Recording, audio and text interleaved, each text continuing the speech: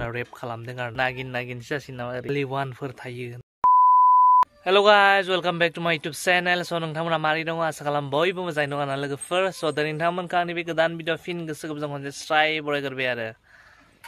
स' गाइस, दा नोंथांमोननिसिम दानि मोननैसो आपडेट लाना फैलायबाय। स' नोंथांमोना भिडिअखौ नायनो इन्टारेस्टेड बा जोबजासिम नायलांबाय थाबानो जाबाय। स' गाइस, भिडिअखौ स्टार्ट खालामसै, लेट्स गो। स' लोगोफोर, फार्स्ट आपडेटआनो जाबाय नै बेखौ नायदो।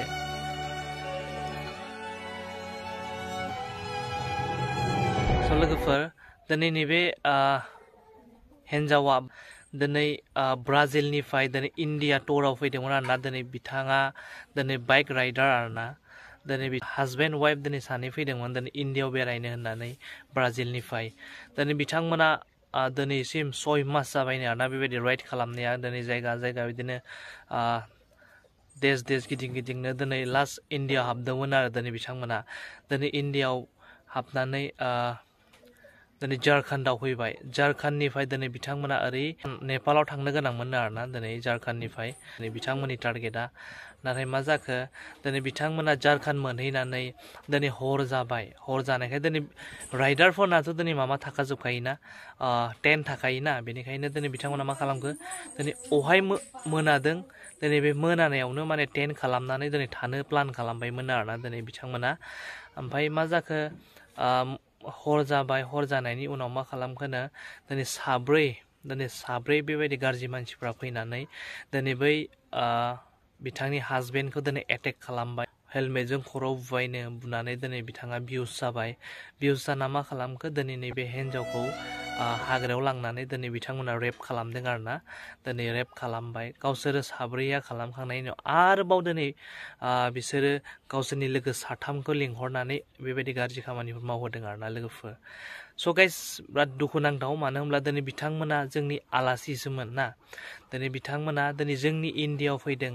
दिनै जोंनि इन्डियानि बुस्थुफोरखौ बा बेबायदि मा टुरिस्ट प्लेस दङ दिनै बेफोरखौ गासै एक्सप्लर खालामगौमोन आरोना दिनै बिथांमोना। दिनै बेबायदि टारगेटआव फैदोंमोन आरो। नाथाय मा खालामनो, दिनै जोंनि इन्डियायाव दिनै एसां गाज्रि मानसि दंना लोगोफोर।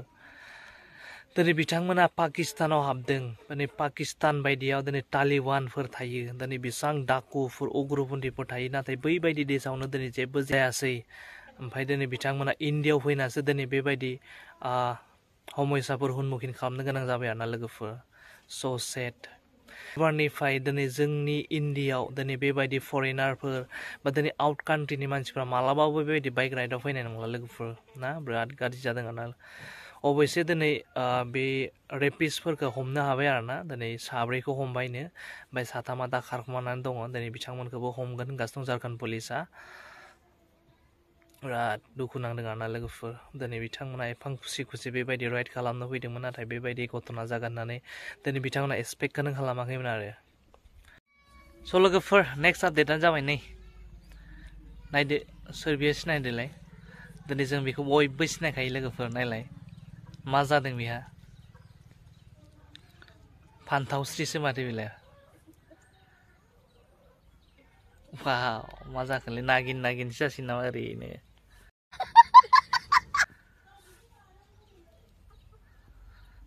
फाग्लिया रिल्स बानायनायाव जुमायखौनो लोंमारबाय नामारा।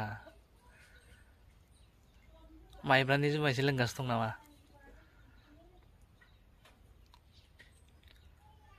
नुदों मा जामारखोब्रा लोगोफोर फान्थावस्रियालाय।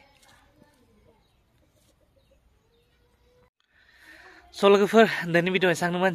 जास्ट चेनेला एक्टिभ थानांगौनि थाखाय दिनै नोंथांमोननिसिम मोननैसो आपडेट शेयार खालामलायबाय आरोना।